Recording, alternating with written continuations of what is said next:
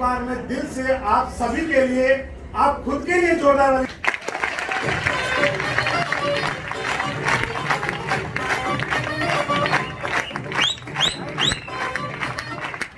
आप लोगों के, इसलिए इतनी प्यारी ऑडियंस मैंने अब तक नहीं देखी। बहुत ही अल्टीमेट, बहुत ही डिसिप्लिन और बहुत ही एक्साइटेड वाली ऑडियंस को मैं देख रहा हूं। दिल से आप लोगों को मेरा सैल्यूट है। और एक ताली और करूंगा, हमारे प्रभात सर ने बहुत ही अल्टीमेट प्लान दिखाया। मैंने पहली बार माई लाइफ स्टाइल के प्लान का चीर रण देखा है। ऐसा प्लान मैंने कभी नहीं देखा।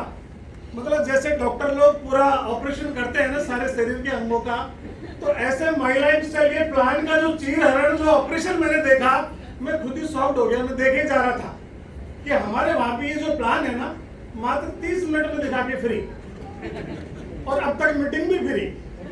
अब तक आप और हम जा चुके होते हैं, यानी मात्र 90 मिनट में हमारा मीटिंग फ्री हो जाता है और 30 मिनट में प्लान।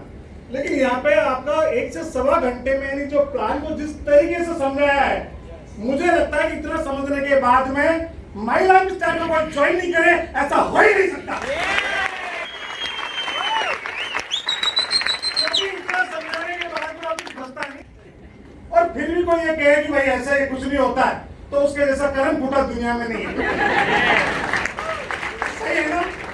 लेकिन मैं अभी अनजान हूँ, आप लोगों के लिए थोड़ा सा अपने बारे में बताना जरूर चाहूंगा, क्योंकि आप लोगों के इस शहर में मैं इस तरह की मीटिंग में तो मैं पहली बार आया हूँ। पनवेल के प्रोग्राम में तो मैं रेगुलर आता हूँ, लेकिन इस तरह की जीपीएस में फर्स्ट टाइम। तो अपना इंट्रोडक्शन देना चाहूंगा। मेरा नाम साहिल मीणा है, मैं राजस्थान जयपुर से बिलोंग करता हूँ। मेरा जो फर्स्ट आईडी है वो CTC प्लस स्टार पर्ल है, सेकंड आईडी मेरा NTC प्लस स्टार पर्ल है, 2 आईडी मेरी RTC है और 5 आईडी मेरी STC है। ये मेरा छोटा सा इंट्रोडक्शन है। इसके अंदर जैसा कि हमारे प्रभात सर बता रहे थे कि 1200 से इनकम स्टार्ट होती है, तो दोस्तों मैं वो शख्स हूं जिसने 1200 से इनकम स्टार्ट की, और कब मैं वो 1200 की इनकम को 2,10,000 लास्ट वीक का बताया था ना, मैंने एक वीक में डबल आईडी सीलिंग लेके 4,20,000 रुपए किसी बिजनेस से कमाया है।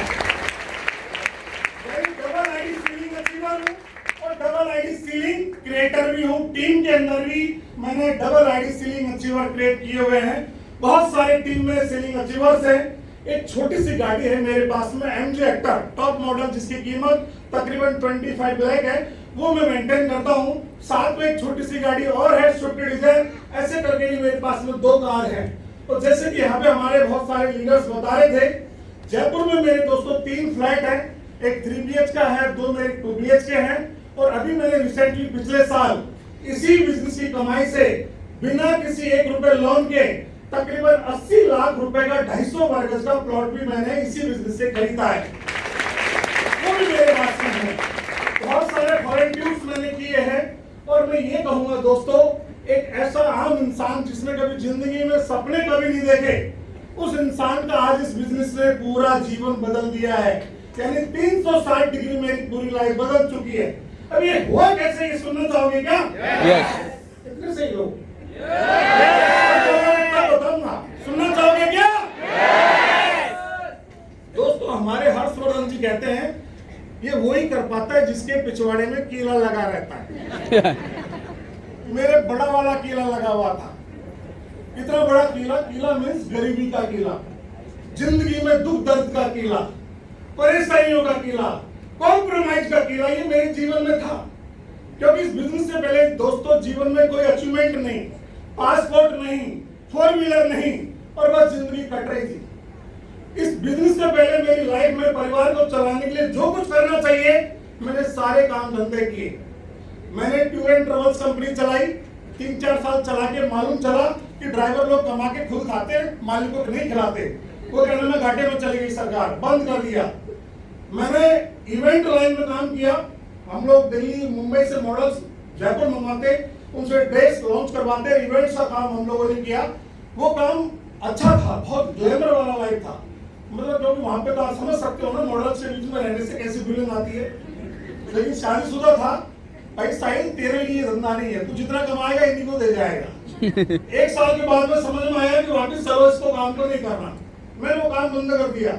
उसके बाद में फाइनेंस सेक्टर में मैं गया, खुदा मेरा डीएसए था और फाइनेंस का काम चल रहा था, तब एक अजनबी मेरे ऑफिस में एक टाटा विस्टा कार का परचेज लोन के लिए आया, उसको खरीदनी थी। वो आया तो कहने लगा कि सर एक गाड़ी फाइनेंस करवानी है। मैंने कहा भाई जरूर, हमारा काम ही फाइनेंस का है, मैं आपका फाइनेंस करूंगा।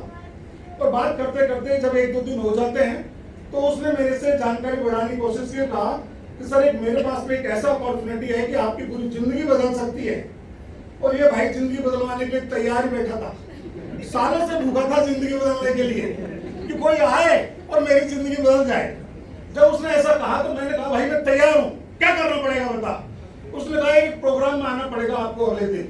ये प्रोग्राम का नाम आते ही मेरा एंटीना घूम गया, यार ये कहीं वो काले वाले कोट पैंट वाले उस जगह तो नहीं बुलाएगा, ऐसा आता है ना अपने दिमाग में भी। तो उन्होंने एक प्रोग्राम में मुझे बुलाया, उन्होंने कहा सर आओ एक बार और आप देखना आपकी लाइफ बदल जाएगी। मैं अगले दिन जैसे आज यहाँ पे हमारे गेस्ट भी 1-2 घंटे पहले आ गए, तो मैं भी उस दिन 2 घंटे पहले प्रोग्राम में पहुंच गया, इतना उतावला था। 2 घंटे के बाद में जब प्रोग्राम स्टार्ट हुआ तो मैं वहां देखता हूँ बहुत सारे काले कोट पैंट वाले, जैसे यहाँ पे बहुत सारे हैं, ऐसे बहुत सारे लोग वहां पे थे। और स्टेज पर आकर उन्होंने भी ऐसा ही बोला जैसे आज कुछ लोग बोल रहे थे कि साहब मैं फॉरेन ट्रिप करके आ गया, थाईलैंड जाके आ गया, मलेशिया जाके आ गया, मेरे पास कारें हैं, मेरे पास बांग्ला है, गाड़ी है। ये सब जो बता रहे थे 2,10,000, सच बोलूं तो मेरे तो हजम नहीं हो रहा था भाई। आप लोगों के हो रहा है, आप बहुत अच्छे आदमी हो, मेरे तो नहीं हो रहा था। मैं उनको डाउट की निगाह से देख रहा था कि अरे झूठ बोल रहे, ऐसा तो नहीं हो सकता यार। 5,000 10,000 की बातें कर रहे हैं, 2,10,000 कैसे निकल के आएगा उससे? पॉसिबल ही नहीं है। जब बाहर आकर मैंने तो उनको पकड़ लिया, क्या तूने वो कहा था कि स्टेज से तेरे 2,10,000 आता है, बता मुझे। भाई डाउटफुल था तो स्वाभाविक सी बात, जितना अपना मुझे कॉन्फिडेंस चाहिए था। तो उन्होंने भाई सारे जितने भी उनके पास डॉक्यूमेंट्स थे सारे निकाले, और निकालने के बाद जो भी मेरे मन में था वो उन्होंने प्रैक्टिकली बताया। तो जो मन में डाउट थे कुछ हद तक तो क्लियर हुए, लेकिन पूरा संतुष्ट नहीं हुआ कि इस काम को करना ही चाहिए नहीं करना चाहिए। उसके बाद में मेरा जो अपलाइन था इस बिजनेस के अंदर, वो मुझे सीधा अगले दिन एक तेरे को मेरे बहुत बड़े अपलाइन है उनसे मिलवाता हूँ, जब जाके तेरे दिमाग में भेजे में बैठेगी। और वो मेरे को हर्षवर्धन जैन सर के घर पे ले गए। क्या बात है।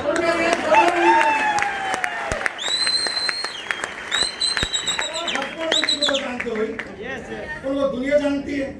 उनके पास गया तो मैंने कहा सर ये जो आप बातें बोल रहे हैं ना, ये करोड़पति की मेरे पल्ले नहीं पड़ रहा सर।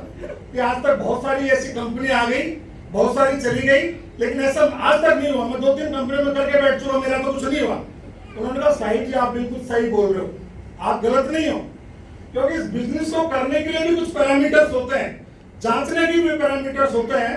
मैंने इस कंपनी को करने से पहले 50,000 जांचने में खर्च किया। आपको भी किसी को भी डाउट हो ना, पूरा जांचना, पूरा परखना, उसके बाद ही करना। क्यों यहाँ पे प्रभात सर ने तो बहुत कुछ बता दिया है, फिर भी डाउट रह जाए तो आपको जांचने का राइट है, जांचना। और आपसे पहले लाखों लोग जांच चुके और आज इस बिजनेस से करोड़पति हैं। उन्होंने कहा कि आप जांचने में 50,000 खर्च कर दिए, तो भाई यार ये तो आदमी मस्त है। 50,000 जांचने में खर्च कर दिए, इसका मतलब धंधे में दम है। कि मैंने जांचने के बाद भी इसको स्टार्ट किया, मैंने ऐसे ही नहीं किया। फिर उन्होंने जिस अंदाज में, जिस कॉन्फिडेंस से मुझे बताया, मुझे लगा कि इस काम को करना चाहिए। और दोस्तों वो दिन का दिन है, और आज का दिन है, कभी जिंदगी में पीछे देखने का कभी मौका ही नहीं मिला। लाइफ आगे से आगे चलती गई और आज पूरा जीवन बदल गया, जो मैंने आपको 2 शब्दों से बताया है। आपकी भी लाइफ बदल सकती है। इस हॉल में सब तरह के लोग हैं, कोई चौड़े छाती वाला होगा, बड़ी ऐसा, कोई 6 फीट का होगा, कोई हर कैटेगरी का होगा, मैं ये कहूंगा। लेकिन ईमानदारी से बताओ, आपके पास में जो भी टैलेंट है, क्या वो करोड़पति बनने के लिए पर्याप्त है? नहीं रे भाई। यदि आप में वो टैलेंट होता तो आप यहाँ आते ही नहीं। पहली बात तो आप अपने घर में मौज कर रहे होते। ना 6 फीट की आपको हाइट चाहिए, ना आपका कहने में बाबा रामदेव की तरह ये ऐसा कुछ करने वाला कोई, कपालभाति वाला कोई आपको स्टेप चाहिए। कपिल शर्मा जो कॉमेडी करता है, ना ऐसा कोई आपको कॉमेडी वाला कोई आपको टैलेंट चाहिए।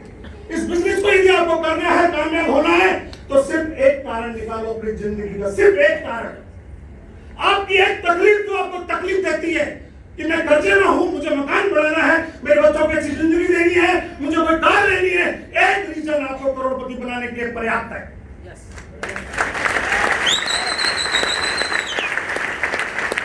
अब मैं इतना दुखी मतलब जो आर्थिक स्थिति था उससे था ही। मेरा एक रीजन और था जिसने मुझे हमेशा इंस्पायर किया।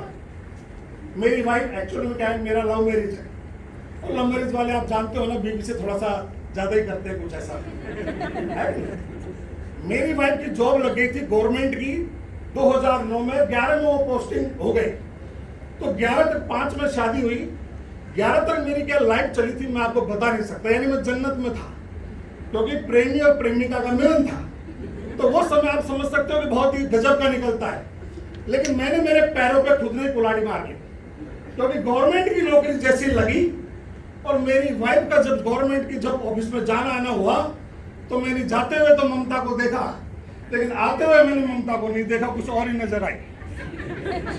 क्योंकि आदमी जब जाता है तो उसका मूड अलग होता है, लेकिन जब पूरे दिन की फ्रस्ट्रेशन से जब आदमी घर लौट के आता है, तो वो जो ओरिजिनल में होता है वो थोड़ी होता है, वो तो कुछ और होता है। मैंने मेरी वाइफ को बदलते हुए देखा भाई, जो ममता थी वो बहमाता बन गई। भयंकर टेंशन में आ गया मैं, यार मैंने कहा क्या हुआ? मैंने तो ऐसा सुना था कि नौकरियों से जिंदगी बदलती है, जिंदगी में खुशियां आती है, और जो टाइम मेरे को मेरी बीवी का मिलना चाहिए वो उसमें कटौती होने लग गई।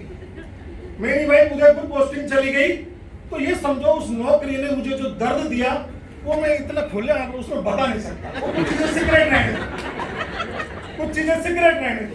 मैं सच बोलूं तो नौकरी इस जीवन का सबसे बड़ा अभिशाप है, नौकरी बिल्कुल भी नहीं करनी चाहिए, ये मेरे प्रैक्टिकल जीवन का अनुभव है। उस नौकरी ने मुझे सिवाय दर्द के कुछ नहीं दिया। आज मेरी वाइफ, आप समझ सकते हो, गांव के कुछ लोग होंगे, वो तहसीलदार बनने वाली है, और तहसीलदार की पोस्ट अपने आप में एक बहुत बड़ी होती है। यस सर, बहुत बड़ी पोस्ट होती है। अगले 2 साल में उस तहसीलदार की पोस्ट है क्यों हाथ मारने वाला हूं, उसको रिजाइन, परमानेंट रिजाइन करवाने वाला हूं। इसलिए मैं इस बिजनेस को चुना, इसलिए इस बिजनेस को चुना। बहुत सारे लोग अपनी बीवियों को तैयार करते हैं, तू नौकरी कर, ये तैयारी कर, वो तैयारी कर। जब ये बिजनेस स्टार्ट किया था, उस समय मन में ये था कि यार मुझे मेरी वाइफ की नौकरी छुड़ानी है, क्योंकि मुझे बहमाता नहीं चाहिए, मुझे ममता चाहिए।